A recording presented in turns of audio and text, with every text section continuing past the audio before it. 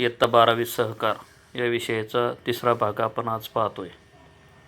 जवळजवळ आपलं सभासदी संकल्पना चालू आहे. प्रकरण नंबर 1 सहकारी संस्थेचे संघटन या भागाचा आपण प्रामुख्याने विचार करत आहोत. आज आपल्याला सभासदांचे अधिकार हा भाग प्रामुख्याने पाहायचा आहे.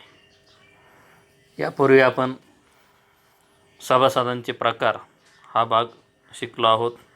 यामध्ये पहिला भाग होता क्रियाशील सभासद, प्रकार नंबर 2 अक्रियाशील सभासद, प्रकार नंबर 3 सहयोगी किंवा संयुक्त सभासद, प्रकार नंबर 4 नामधारी सभासद. असे 4 प्रकार आपण यापूर्वी पाहिलेले आहेत. आज सभासद या घटकाबाबतीतच सभासदांचे अधिकार आणि सभासदांच्या जबाबदाऱ्या यांचा प्रामुख्याने आज आपण विचार करणार आहोत. यामध्ये सभासदांचे जे अधिकार आहेत ते सभासदांना कोणत्या प्रकारे प्राप्त होतात या दृष्टिकोनातून सभासदांनी काय काम करायचे किंवा सभासदांचे असणारे जे काही अधिकार आहेत ते आपल्याला आज समजून घ्यावायचे आहेत. पान नंबर 4वर हा जो काही सभासदांच्या अधिकाराचा जो चार्ट यामध्ये दिलेला आहे, यामध्ये प्रामुख्याने जवळजवळ 7 अधिकार या ठिकाणी सांगितलेले आहेत. त्यामध्ये प्रथम क्रमांक आहे भाग प्रमाणपत्र मिळवणे. आता भाग प्रमाणपत्र मिळवणे या दृष्टिकोनातून विचार केला तर जो क्रियाशील सभासद असतो अशा क्रियाशील सभासदाला संस्थेकडून खरेदी केलेल्या भागांचे भाग प्रमाणपत्र मिळवण्याचा आणि ते भाग प्रमाणपत्र हस्तांतरण करण्याचा व संस्थेमध्ये जमा केलेल्या रकमेची पावती मिळवण्याचा अधिकार असतो. त्यानंतर सभासदांचे अधिकार नंबर 2 आहे, तो म्हणजे सभेबाबत अधिकार. आता सहकारी संस्थांच्या सभा ह्या नियमाप्रमाणे होत असतात. त्या दृष्टिकोनातून जो क्रियाशील सभासद असतो तो क्रियाशील सभासद इतर सभासदांना सर्वसाधारण सभेची सूचना मिळवून देण्याचा, त्याचबरोबर सभेमध्ये उपस्थित राहण्याचा, त्यानंतर वेगवेगळ्या ज्या सभेमध्ये चर्चा होतात त्या सर्व चर्चेमध्ये भाग घेण्याचा, त्याचबरोबर सभेतील कामकाज जे आहे ते कोणत्या प्रकारे चालतं आहे किंवा त्या दृष्टिकोनातून माहिती घेण्याचा किंवा त्या कामकाजामध्ये सहभाग नोंदवण्याचा अधिकार देखील या सभासदाला आहे. त्याचबरोबर सभासदांचा अधिकार नंबर 3 आहे, तो म्हणजे व्यवस्थापन समितीबाबत अधिकार. हा जो काही व्यवस्थापन समितीबाबतचा जो अधिकार आहे तो अधिकार पाहत असताना व्यवस्थापन समिती जी सभासदांच्या वतीने निवडलेली आहे त्या समितीवर आपले प्रतिनिधी निवडण्याचा, तसेच व्यवस्थापन समितीच्या निवडणुकीकरिता उमेदवार या अर्थाने निवडणूक लढवण्याचा अधिकार सभासदाला मिळतो. आणि साहजिकच आहे, निवडणुकीचा अधिकार सभासदाला प्राप्त झाल्यानंतर त्यांच्या दृष्टिकोनातून व्यवस्थापन समिती देखील त्या प्रमाणात काम करू शकते. सभासदांचा अधिकार नंबर 4 आहे निबंधाकडे अर्ज करण्याचा अधिकार. आता जो सहकारी संस्थेचे नियम ठरवून देतो किंवा हिशेब पाहतो किंवा त्या ठिकाणी सहकारी संस्थेच्या हिताचा विचार करतो किंवा त्यांना मार्गदर्शन करतो असा जो घटक आहे तो म्हणजे निबंधक. या निबंधकाकडे अर्ज करण्याचा जो अधिकार सभासदाला आहे त्या बाबतीमध्ये व्यवस्थापन समिती जी आहे म्हणजे संचालक मंडळ त्यांच्या अधिमंडळामध्ये जी वार्षिक सर्वसाधारण सभा जर बोलवली नाही तर निबंधकाकडे सभा आयोजित करण्यासाठी अर्ज करण्याचा पूर्ण अधिकार हा सभासदाला प्राप्त होतो. त्याचप्रमाणे सहकारी संस्थेची चौकशी व्हावी त्याकरिता सुद्धा सभासद निबंधकाकडे आपली अर्जाद्वारे विचारणा करू शकतो. आणि म्हणून अशा प्रकारच्या माहितीचा अधिकार किंवा माहिती मिळवण्याचा अधिकार पूर्णपणे या सभासदाला आहे. त्यानंतर 5वा नंबर आहे तो म्हणजे लाभांश व वस्तू सेवा मिळवण्याचा अधिकार. आता या बाबतीमध्ये जर पाहिलं तर 5वा अधिकार हा अतिशय महत्त्वाचा आहे, कारण सहकारी संस्था या वस्तू किंवा सेवाच्या स्वरूपात काही देणं देत असतात किंवा त्या ठिकाणी मिळवण्याचा प्रयत्न करतात. या दृष्टिकोनातून व्यवस्थापन समिती देखील त्यांनी जाहीर केलेला जो काही लाभांश आहे तो सभासदांना मिळवून देण्याचा देखील अधिकार त्या सभासदांना देतात. याकरता सभासद हा देखील या सहकारी संस्थेचा अतिशय महत्त्वाचा अविभाज्य घटक आहे आणि त्या दृष्टिकोनातून या ज्या काही लाभाच्या बाबी आहेत, वस्तू आणि सेवेच्या बाबतीमध्ये देखील असेल किंवा लाभांशाच्या बाबतीमध्ये आहे, तर त्या दृष्टिकोनातून सभासदाला तो घेण्याचा, मिळवण्याचा, स्वीकारण्याचा हक्क आहे किंवा अधिकार आहे. 6वा नंबर आहे तो म्हणजे वारसाबाबत अधिकार. सभासदाला आपला वारस नोंदवणे अथवा वारस नावात बदल करणे याबाबत देखील अधिकार आहे. कारण भवितव्यामध्ये काही जीवितहानी किंवा काही होऊ नये याकरता देखील सभासद आपला अधिकार हा वारसरूपाने त्या ठिकाणी नेमणूक करून ठेवत असतो आणि त्या दृष्टिकोनातून सभासदाला देखील आपले जे हक्क आहे ते इतर वारस हक्काप्रमाणे इतरांना देण्यात यावेत या दृष्टिकोनातून देखील वारसाबाबतचा हा अधिकार या सहकारमध्ये आहे. त्यानंतर शेवटचा जो अधिकार आहे तो म्हणजे इतर अधिकाराच्या बाबतीमध्ये. आता इतर अधिकारांच्या बाबतीमध्ये सहकारी संस्थेची जी हिशे पुस्तकं असतात, पत्रकं असतात, नोंदवह्या असतील, त्यांच्या साक्षांकित प्रती असतील, त्या संदर्भामध्ये हे सगळे जे अधिकार आहेत ते मिळवण्याचा अधिकार देखील सभासदाला आहे. यामध्ये उपविधीची प्रत असेल, मागच्या वर्षाचं ताळेबंद पत्रक असेल, नफा-तोटा पत्रक असेल, सभासद नोंदवही असेल किंवा सभेचं इतिवृत्त असेल, या संबंधीचा पूर्ण अधिकार या सभासदाला आहे. म्हणून या सभासदांचे जे एकूण अधिकार आहेत ते पुस्तक रूपाने जवळजवळ 7 या पॉईंटमध्ये सांगितलेले आहेत. म्हणून पहिला पॉईंट होता भाग प्रमाणपत्र मिळवणे, 2 सभेबाबत अधिकार, 3 व्यवस्थापन समितीबाबत अधिकार, 4 निबंधकाकडे अर्ज करण्याचा अधिकार, 5वा मुद्दा आहे लाभांश, वस्तू व सेवा मिळवण्याचा अधिकार, 6 नंबर आहे वारसाबाबत अधिकार आणि शेवटचा आहे तो म्हणजे इतर अधिकार. अशा प्रकारे सभासदांचे जे काय अधिकार आहे हा पॉईंट या ठिकाणी संपलेला आहे. आता नवीन पॉईंट आपल्यासमोर मांडतोय तो म्हणजे सभासदांच्या जबाबदाऱ्या. आता सभासद या अर्थाने सहकारी संस्थेचा जो एक आत्मा म्हणून किंवा सहकारी संस्थेचा मालक म्हणून सभासदाला ओळखलं जातं. या दृष्टिकोनातून सभासद नेमकं काय गोष्टीचं पालन करेल किंवा त्याला कोणकोणत्या गोष्टी अतिशय महत्त्वाच्या आहे या दृष्टिकोनातून हा भाग यामध्ये आहे. जवळजवळ 11 ह्या ज्या जबाबदाऱ्या आहे या डायग्राममध्ये सांगितलेल्या आहेत. उजव्या कोपऱ्यामध्ये नंबर 1 दिला आहे नियमांचे पालन करणे, नंबर 2 दिले डाव्या बाजूला दिलं होतं 1 नंबर नियमाचे पालन करणे, उजव्या बाजूला देणे, 3 नंबर भागधारण करणे, 4 देयता, 5 वारस नोंद, 6 नंबर कर्ज वापर व परतफेड, 7 नंबर चौकशीच्या वेळी माहिती पुरवणे, 8 नंबर सभांना उपस्थित राहणे, 9 नंबर उत्पादित वस्तूंची संस्थेमार्फत विक्री करणे, 10वा नंबर आहे नुकसान भरपाई आणि शेवटचा मुद्दा आहे तो म्हणजे संस्थेचे हित जोपासणे. साहजिकच आपल्याला लक्षात आलं असेल की कारण सभासद या अर्थाने ज्या वेळेला तो सहकारी संस्थेमध्ये इन्व्हॉल्व होतो, समाविष्ट होतो, त्यावेळेला त्याची ती संस्था ही मातृसंस्था असते. या अर्थानं त्याला स्वतःची जबाबदारी पूर्ण करावी लागते. याकरता पहिला मुद्दा या ठिकाणी दिलेला आहे की तो म्हणजे नियमांचे पालन करणे. सहकारी संस्थेचा कायदा 1960 यानुसार जे काही नियम आहेत, पोटकलम आहेत, त्या सर्व नियमांना अधीन राहून सभासदाला स्वतः त्या ठिकाणी नियमांचं पालन करावं लागतं. त्या दृष्टिकोनातून सहकारी संस्थेचं कामकाज पाहणं किंवा त्या दृष्टिकोनातून नियमांची अंमलबजावणी करणं हा भाग त्यामध्ये महत्त्वाचा आहे. नंबर 2 मुद्दा आहे देणे.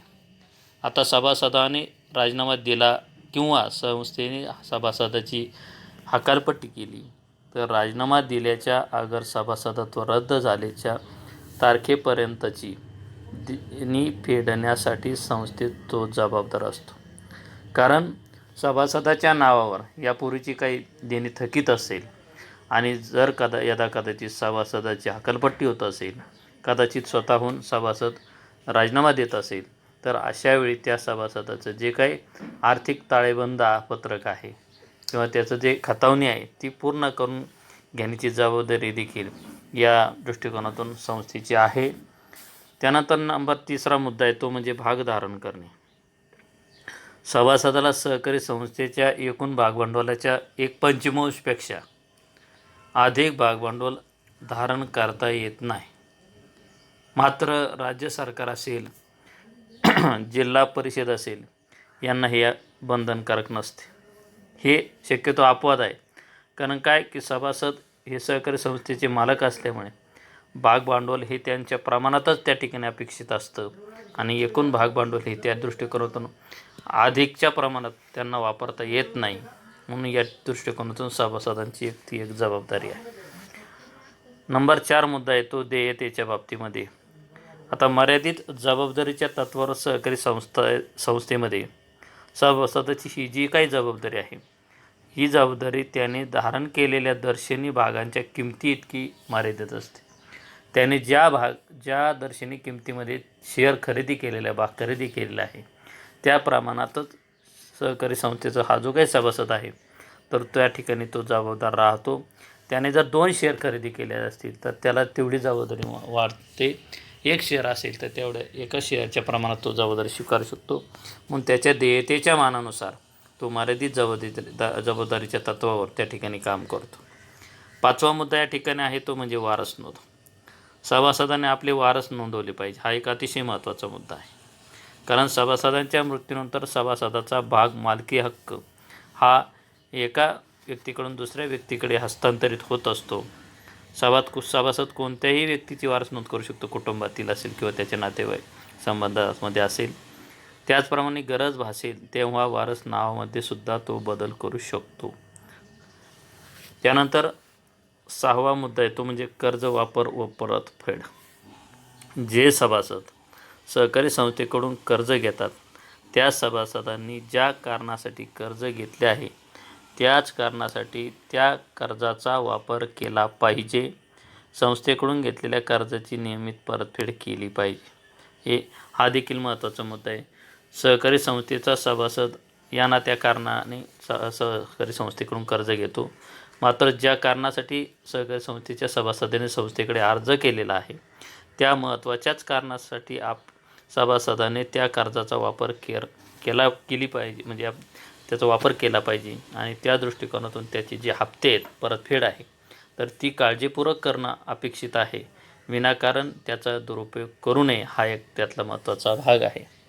त्यानंतर 7वा मुद्दा आहे तो म्हणजे चौकशीच्या वेळी माहिती पुरवणे. आता सहकारी संस्थेचा हिशेब पाहण्याचं किंवा सहकारी संस्थेवर देखरेख व नियंत्रण ठेवण्याचं काम हे निबंधकाच्या मार्फत चालू असतं. म्हणून अशा निबंधकाने सहकारी संस्थेची नोंदणी केल्यास आवश्यक माहिती पुरवण्याची जबाबदारी देखील सभासदाची असते. म्हणून त्याने काळजीपूर्वक निबंधकाला आपल्या सहकारी संस्थेविषयी माहिती देणे आवश्यक आहे. 8वा मुद्दा आहे तो म्हणजे सहकारी संस्थांच्या विविध ज्या काही सभा होतात त्या सभांना हजर राहणे किंवा उपस्थित राहणे. यामध्ये सहकारी संस्थेच्या ज्या सभा वेळेवर होत असतात त्यामध्ये गरज भासल्या एखादी सभा घ्यावी लागते किंवा मतदानाच्या संदर्भात घ्यावी लागते. अशा वेगवेगळ्या सभा ज्या आहेत सहकारी संस्थेच्या संचालक मंडळाच्या असतील किंवा मासिक सर्वसाधारण सभा असेल, म्हणून अशा वेगवेगळ्या सभांच्या बाबतीमध्ये देखील सभासदाने आपली जबाबदारी म्हणून त्या सभेला हजर राहिलं पाहिजे. 9वा मुद्दा आहे उत्पादित वस्तूंची संस्थेमार्फत विक्री. उत्पादक सहकारी संस्थेच्या दृष्टिकोनातून सभासदाने उत्पादित केलेल्या वस्तू उत्पादक सहकारी संस्थेमार्फतच विकल्या पाहिजे. आता जी उत्पादक संस्था आहे सहकारी संस्था, त्या सहकारी संस्थेच्या माध्यमातूनच सहकारी संस्थेने आपला खरेदी विक्रीचा व्यवहार करणं आवश्यक आहे. म्हणून यामध्ये एक उदाहरण दिलं आहे ते म्हणजे दूध किंवा ऊस उत्पादक सहकारी संस्थेच्या सभासदाने आपले उत्पादन संस्थेमार्फतच विकले पाहिजे. मग दूध उत्पादन करणारी संस्था असेल तर तिने दुधावर प्रक्रिया करणारे जे घटक आहेत त्याच पदार्थांची विक्री केली पाहिजे. जे साखर कारखाने साखरेची निर्मिती करतात त्यांनी साखरेच्या माध्यमातून उत्पादित होणाऱ्या त्याच वस्तूंची निर्मिती केली पाहिजे आणि विक्री केली पाहिजे. हा भाग आहे. म्हणून या दृष्टिकोनातून सभासदाने देखील ती काळजी घेणं आवश्यक आहे. त्यानंतर 10वा मुद्दा आहे नुकसान भरपाई. सभासदाच्या गैरवर्तनाने सहकारी संस्थेचं काही नुकसान झालं असेल तर अशा नुकसानीची पूर्ण जबाबदारी ही भरपाईच्या दृष्टिकोनातून सभासदानं केली पाहिजे. आणि त्या दृष्टिकोनातून सभासदांनी देखील तत्पर असलं पाहिजे. हा एक भाग महत्त्वाचा आहे. शेवटचा मुद्दा सभासदाच्या जबाबदारीच्या बाबतीमध्ये आहे की संस्थेचं हित जोपासणे. या बाबतीमध्ये सहकारी संस्थेचा जो सभासद आहे हा सहकारी संस्थेचा सभासद संस्थेचे हित जोपासत असतो आणि त्या दृष्टिकोनातून संस्थेच्या कामामध्ये मदत करणं आणि संस्थेचे कामकाज पुढं नेणं आणि त्या दृष्टिकोनातून इतरांना देखील सहकारी संस्थेच्या कामकाजामध्ये सामील करून घेणं हा भाग यामध्ये महत्त्वाचा आहे. म्हणून याकरता संस्थेचं हित जे आहे ते आपलं हित आहे आणि आपलं हे जे हित आहे ते संस्थेचं आहे. या दृष्टिकोनातून सहकारी संस्था ही स्वतःच्या मुलाप्रमाणे किंवा स्वतःच्या असणाऱ्या आत्मीयतेच्या भावनेतून सभासदांना हित पाहणे आवश्यक आहे. या दृष्टिकोनातून हे सभासदाचा जे मुद्दा आहे तो या ठिकाणी जबाबदारी दृष्टिकोनातून संपलेला आहे. त्यानंतर नेक्स्ट मुद्दा आहे तो म्हणजे सभासदत्व रद्द होणे किंवा ते सभासदत्व संपुष्टात येण्याची जी कारणं आहेत ती वेगवेगळी आहेत. म्हणून सहकारी संस्थेच्या सभासदाचं जे सभासदत्व आहे ते वेगवेगळ्या कारणामुळे संपुष्टात येऊ शकतं. या बाबतीमध्ये पहिला मुद्दा आहे तो म्हणजे सभासदाचा जर मृत्यू झाला तर सर्व भाग ही त्याच्या कायदेशीर दृष्टिकोनातून त्याच्या वारसाच्या नावे हस्तांतरित केले जातात. नंबर 2 मुद्दा आहे तो म्हणजे जर सभासदाने स्वतःच्या सभासदत्वाचा राजीनामा दिला आणि तो राजीनामा संचालक मंडळाने किंवा व्यवस्थापन समितीने मंजूर केला तर अशावेळी सभासदाचं सभासदत्व रद्द होऊ शकतं. तिसरा मुद्दा आहे तो म्हणजे भाग हस्तांतरणाच्या बाबतीमध्ये जर एखाद्या सभासदाने आपले सर्व भाग किंवा हितसंबंधाचे हस्तांतरण सहकारी संस्थेला किंवा संस्थेच्या सभासदाला केले तर तो सहकारी संस्थेचा सभासद राहत नाही. याचा अर्थ भागांचं हस्तांतरण झालं म्हणून पहिल्या सभासदाचं सभासदत्व साहजिकच संपुष्टात आलं आहे असं म्हटलं जातं. चौथा मुद्दा यामध्ये आहे तो म्हणजे कार्यक्षेत्राबाहेरील वास्तव्य. आता एखादा सहकारी संस्थेचा सभासद असतील तर ती सहकारी संस्था ज्या भागात वास्तव्यास आहे त्याच भागातील व्यक्तीला सभासद होता येतं, म्हणून दुसऱ्या व्यक्तीला सभासद होता येत नाही. मग जर कार्यक्षेत्राबाहेर जर वास्तव्य सहकारी संस्थेच्या सभासदाचं असेल तर त्याला साहजिकच कायद्याने त्याचं सभासदत्व रद्द झालं असं म्हणता येईल. पाचवा मुद्दा आहे तो म्हणजे सहकारी संस्थेचं विसर्जन.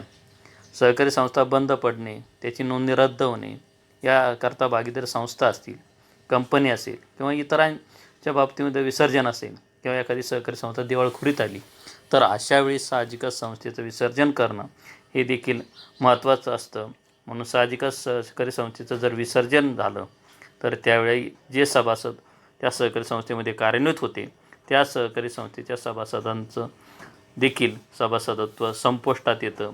हा महत्त्वाचा मुद्दा आहे. 6वा मुद्दा आहे सभासदाची हकालपट्टी.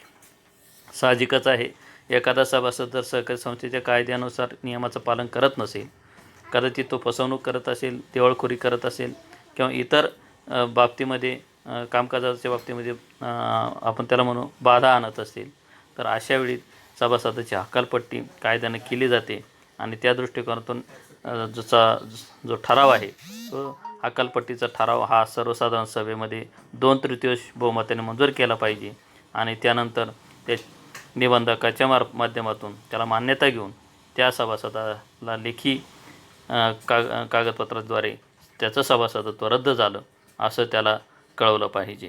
त्यानंतर 7वा मुद्दा आहे तो म्हणजे नादारी जाहीर झाल्याने अथवा कायदेशीर तरतुदीने सभासद राहण्यास पात्र न ठरल्यास सभासदत्व रद्द होते.